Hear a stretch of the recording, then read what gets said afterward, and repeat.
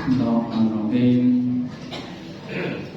Assalamualaikum warahmatullahi wabarakatuh. Waalaikumsalam warahmatullahi wabarakatuh. Alhamdulillah, alhamdulillahilladzi an'amana bi ni'matil iman wal islam.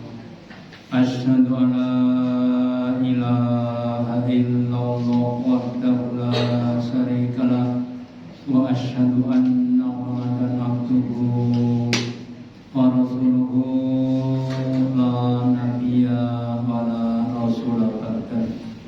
Allahumma sholli ala Muhammad wa ala ali Muhammad kama shallaita ala ali Ibrahim innaka Hamidum Majid. Wa barik ala Muhammad wa ala ali Muhammad kama barakta ala ali Ibrahim innaka Hamidum Majid. Qala Allahu ta'ala fi kitabil karim. A'udzu billahi minasyaitonir rajim. Ya ayyuhalladzina amanu ittaqullaha haqqa tuqatih wa la tamutunna illa wa antum muslimun. Wa qala Rasulullah sallallahu alaihi wasallam innamal a'malu bikhawatimin.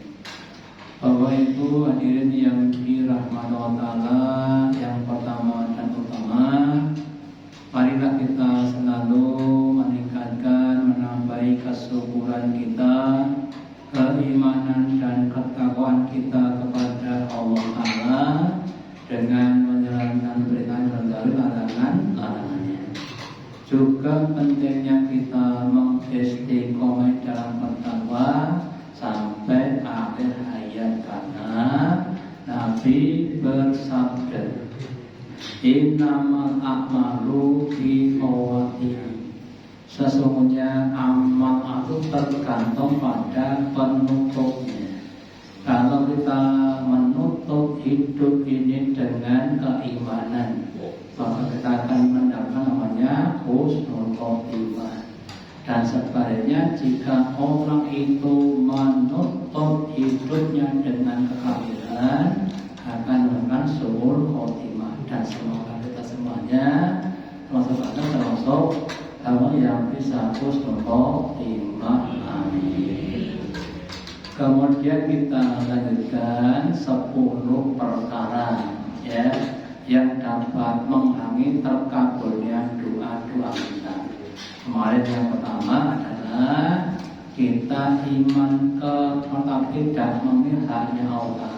Yang kedua kemarin kita membaca tapi tidak memahami maknanya. Yang ketiga waza'antum hubban nabiyukum, dan kalian mengaku ya cinta kepada Nabi, tapi walaupun sunatau kemudian kalian meninggalkan sunnahnya.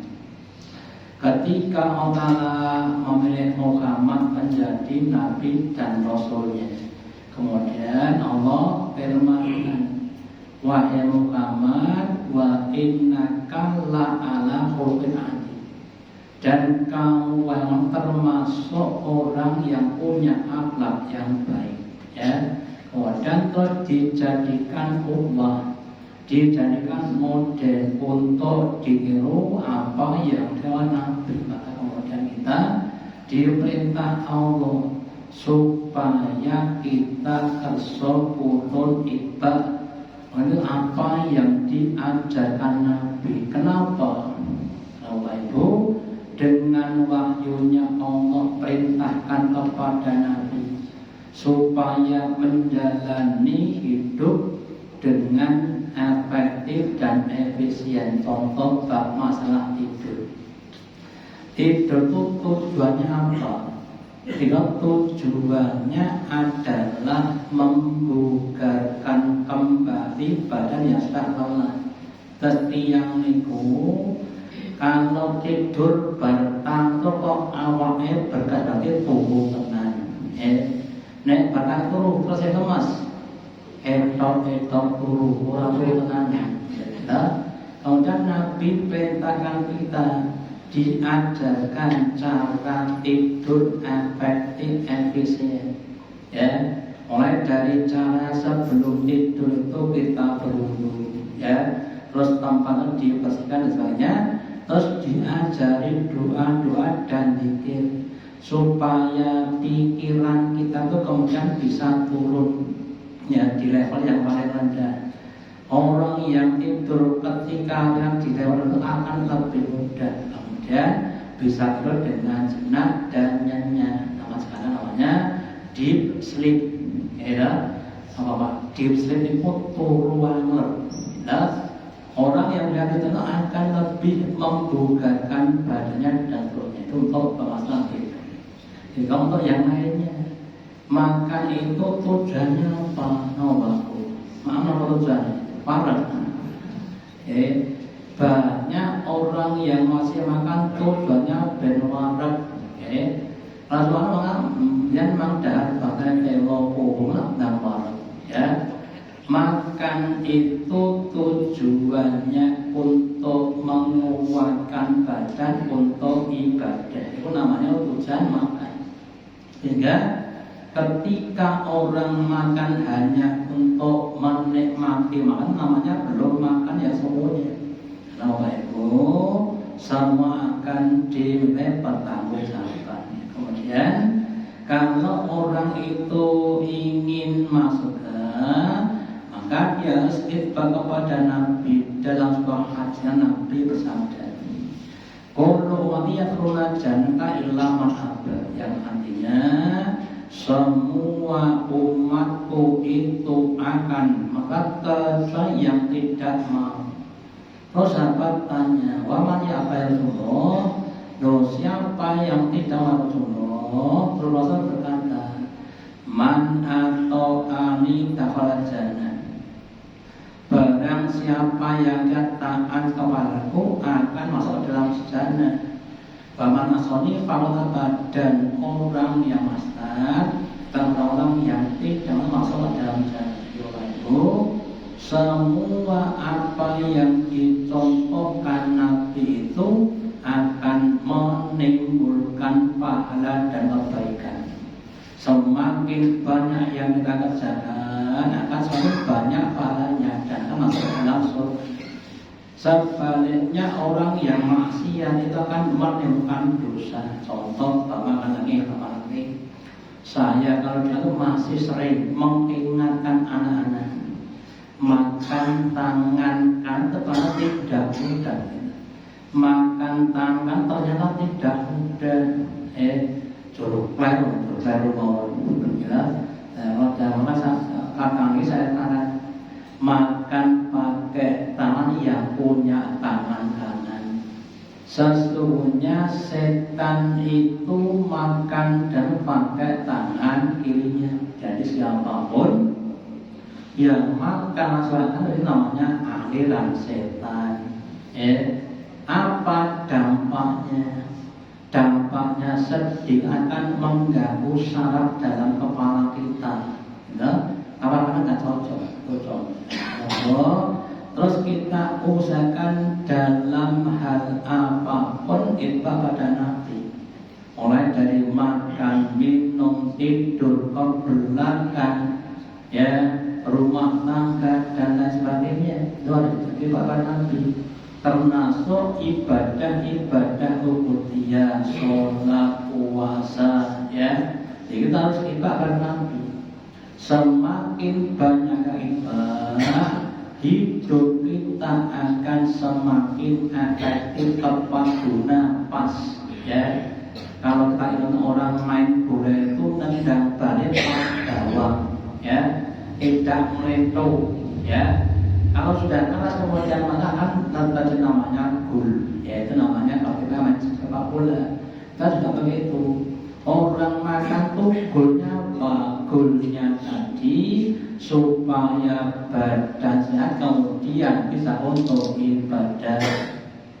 Kalau makannya banyak, barengan ngantuk, urung, itu akan merusak badan. Badan terus jadi abu atau sabu. Permangan terus tidak diproses, permangan nah makanya kemudian makanya cuma dikit-dikit saja, sekitar maksimal itu sepertiga isi perut makanan maksimal itu, jangan berlebihan ya. Wetenan pas lawe enak yoga, besok mumpung ini namanya berlebihan. Kemudian untuk menerima apapun yang diperintahkan oleh Rasul, yang saya sampaikan bahwa itu ada istilah orang hidup itu golek penake napa golek apike, Pak? Golek penake napa golek apike? Nek golek apik sok ra penak, nek golek penak sok ra apik. Contone bakso berku apike napa? Sare, itu penake. Bakso berku apike aktivitas entah ngaji entah olahraga, itu apike penake. Basubuh niku mewujudkan mimpi nopo melanjutkan mimpi. Nek melanjutkan mimpi ya meneh. Nek mewujudkan mimpi dan akan jaga apa? Prestasi tadi. Ya, monggo. Terus kalau dipindah itu kemudian kita lakukan. Allah kepada surah Al-Hasr wa Rasulullah Muhammad wa ma'ruf fa'udhu, dan apa-apa yang kamu ambil, apapun kamu ambil, pemanawanmu patau, dan apa yang sedang maka berhentilah. Jadi yang diajarkan Nabi itu digunakan, entah rekoso maupun digunakan. Ya, contoh sekarang namanya puasa. Puasa itu kalau dilihat kadang yo malai awak wetenge luwe, tenggorokane malah awake luka. Gitu. Ketok boten apik blas ternyata. Setelah orang itu tidak makan terus perutnya kosong, maka perut itu atau tubuh kita namanya mengatakan autopagi. Apa autopagi itu dan maintenance kepada sasa yang sudah rusak. Namanya manusia. Tambah umur tambah nopo. Tambah ditambah rapuh, ya, semakin rapuh. Jangan berikutnya. Barang siapa yang aku kurang, aku kurangi kekuatan. Nek zaman 17 tahun kodanan ra masalah. Gitu Pak. Saya ini komputer posisi. Ada masalah. Gitu. Terus kemudian ketika kita puasa ada tadi maintenance, ya, ada perbaikan dalam sel tubuh kita. Yang kedua, sisa atau kelebihan makan yang tetap bisa digunakan untuk bab puasa. Dan untuk bab mengatasi namanya marah. Nanti marah apa tadi? Dari marah itu ternyata dapat menurunkan daya tahan tubuh atau imun kita. Wong niku nek lagi nesu niku nopo terus dadi bencana. Terus Nabi berikan contoh cara mengatasi marah. Yang pertama, ketika dalam keadaan berdiri, terus disuruh untuk duduk. Ya. Duduk yojil marah, minum jangan marah, wudu. Ya. Wudu yojil marah, turu jil marah, berarti wong turu. Wong turu kok jil marah. Ya. Supaya apa? Ketika kita digoda kita dapat teratasi. Jadi kalau kita ini hidupnya nyunah Nabi akan semakin efektif, efisien. Tetapi sebaliknya, kalau tidak nyunah Nabi tapi nyunah setan, mungkin gaya hidupnya setan, hidupnya akan boros, banyak pengorbanan tapi nggak banyak manfaat, dan kan namanya makhluk. Sehingga yang lakukan ada juga cara tidur yang dilarang. Contohnya tengkurap, namanya tidurnya setan. Di orang yang tidur tidurnya setan. Kenapa? Karena akan merusak badannya. Boleh dilanjutkan. Terus juga di surat Al-Imran ayat yang ketiga, surat Allah katakan, Qul katakanlah wahai Rasulullah, in kuntum tuhibbunallah, jika kamu cinta kepada fattabi'uni, maka ikutilah aku Nabi. Jadi kalau kita menatakan cinta kepada adalah dengan mengikuti Nabi. Kenapa? Karena orang kepada kita untuk ikut pada Nabi. Lah kalau kita mau cinta Allah dan Nabi, yuk dulu wayang lakum turubakum, Allah akan mencintai kamu dan akan mengampuni dosa-dosa kamu. Apa buah cinta kepada kita? Allah itu kalau dah cinta pada hambanya, Allah perintahkan kepada seluruh makhluk di semesta alam lewat malaikat Jibril. Wahai Jibril, umumkanlah kepada seluruh penduduk langit dan bumi bahwa aku dah cinta pada hamba-Mu. Perintahkan semua kepada untuk cinta kepada hamba-Mu ini. Itu adalah hakikat Allah, Kemudian Allah katakan, terus seluruh makhluk itu akan menjadi kepada kita. Terus mereka apa? Berbagai macam manfaat dan sebaliknya. Kalau ada orang yang dimurkai Allah juga begitu. Allah perintahkan kepada seluruh penduduk bumi dan langit untuk benci kepada orang yang dibenci oleh Allah. Kemudian Allah dan yang itu, kalau kita cinta Nabi, kita akan dicintai Allah Ta'ala dan dosa akan dihapus Allah Ta'ala. Qul ati'u wa rasul. Kemudian katakan kepada orang Islam, wahai orang Islam, hendaklah kamu taat kepada Allah dan Rasulnya. Jadi taat itu adalah mengikuti kepada meskipun kadang tidak cocok. Contoh lagi bab masalah memaafkan, itu tidak mudah. Ada orang yang berbuat dolim kepada kita, kita itu maunya itu apa? Membalas. Tapi Allah perintahkan untuk memaafkan, tidak mudah. Allah berikan suatu namanya hadiah. Jika kamu mau memaafkan saudara yang menentang kamu, maka kamu akan dengan jannah atau surga yang lebih tinggi. Taat itu dalam hal yang suka dan yang tidak disuka.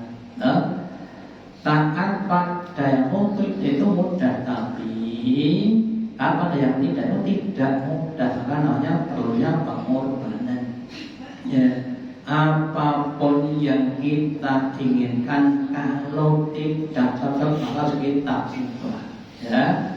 Dan untuk amal-amal yang lainnya, orang berdagang itu kira-kira yang tidak ada apa-apa. Wong dodol sing diboleh nopo?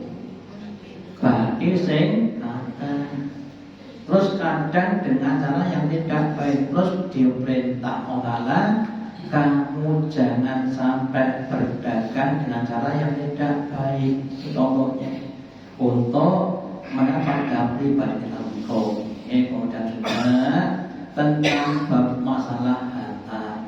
Dan hampir setiap orang tuh kan cinta kepada harta. Kemudian diperintahkan untuk menginfakkan supaya kita juga punya simpanan besok di hadapan Allah.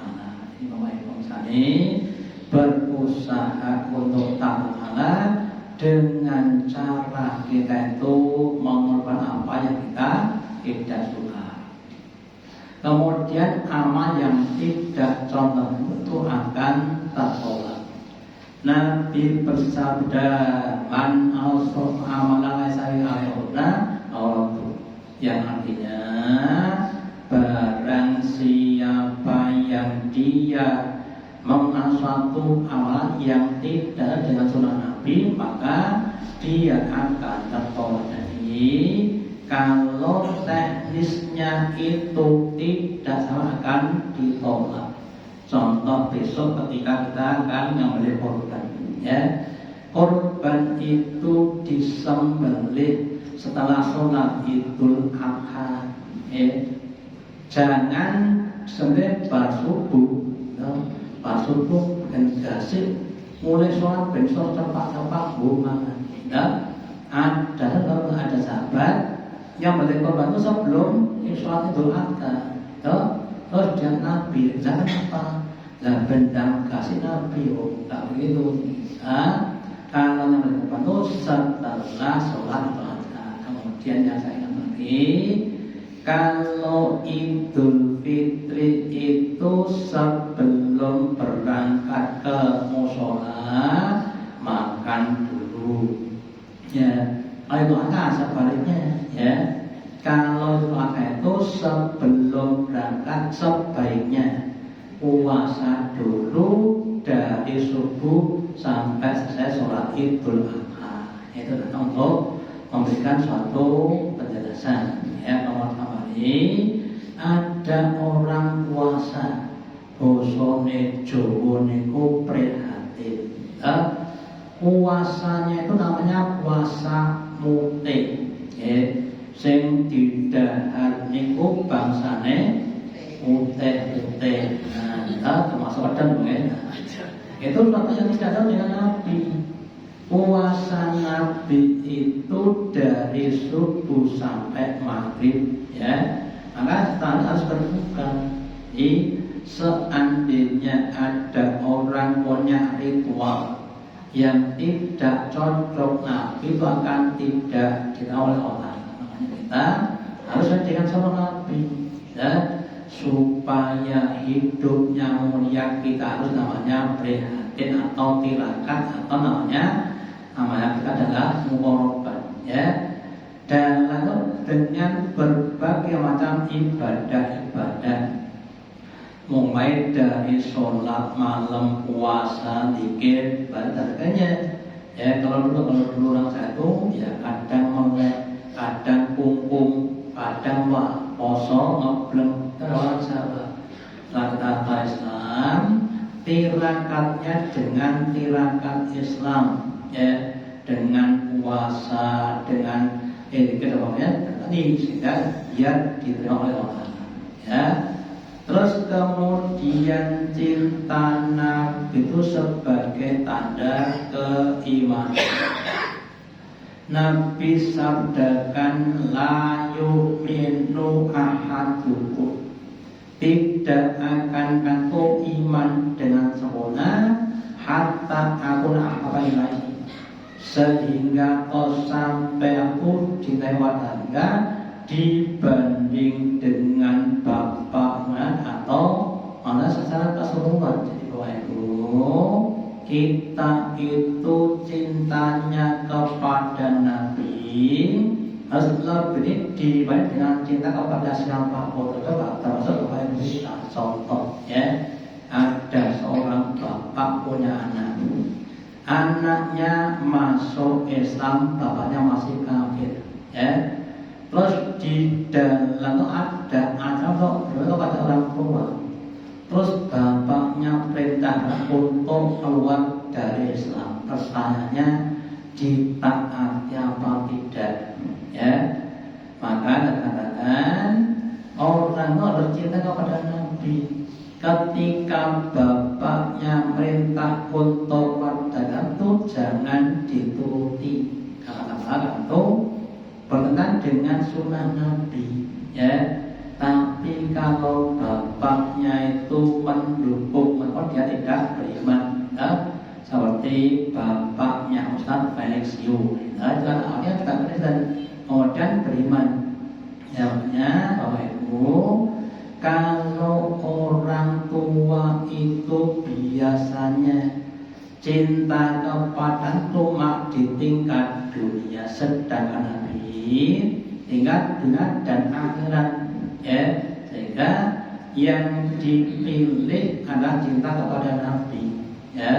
Kemudian Nabi ada orang yang diberi cara yang lebih efisien. Ada beberapa Bapak Ibu yang sekarang muncul yang menunjukkan hebatnya sunnah Nabi. Contohnya, Nabi melarang kita untuk meniup makanan ketika masih panas. Nek pas badhe dahar muncul terus panas, sok-sok didawane napa mboten Pak? Benopo? Kita tidak sadar.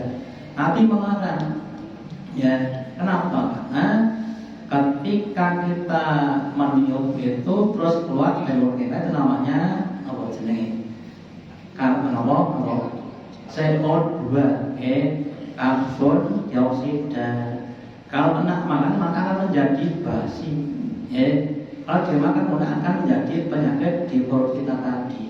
Jadi kalau bisa panas pun pasti pakai pas nggak apa-apa, jangan pakai mulut ini.